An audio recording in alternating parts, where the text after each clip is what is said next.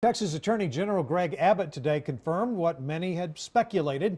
He's working on suing the Obama administration. Last week, the president took executive action on immigration, granting relief to millions of people who entered the country illegally.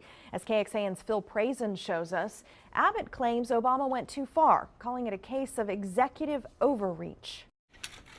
Texas Attorney General and Governor-elect Greg Abbott thinks the president's executive actions are a step too far. Abbott announced Monday that as top cop in Texas, he's building a case to sue the Obama administration. We have a genuine constitutional challenge that will define the future of power in this nation. In the next 2 weeks, Abbott's team will research, analyze, and coordinate with other attorneys general and governors to determine if they can successfully file a suit. I would say odds favor the fact that a lawsuit will be filed.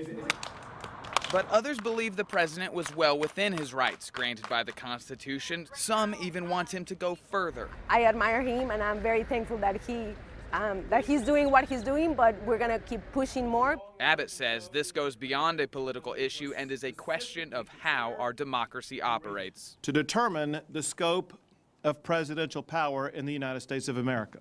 So here's how Abbott says the president overstepped his bounds. The Take Care Clause of our Constitution says the president has to execute our current immigration laws. Article 1, Section 8 says that Congress is in charge of deciding who's a citizen or not. And the Administrative Procedure Act is the patchwork of how different agencies work. All to his point that Congress has the power to decide this issue, not the president. In the studio, Phil Prazen, KXAN News. And before today, Greg Abbott had sued the Obama administration 30 times. Most of those lawsuits dealt with challenging aspects of Obamacare, fighting the Environmental Protection Agency, or defending laws passed by the state of Texas.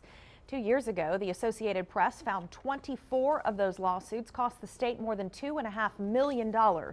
It also said more than 14,000 hours were spent by state lawyers and staff working on those cases. Greg Abbott's office fired back, though, saying the Associated Press report did not include all of the savings created by the lawsuits.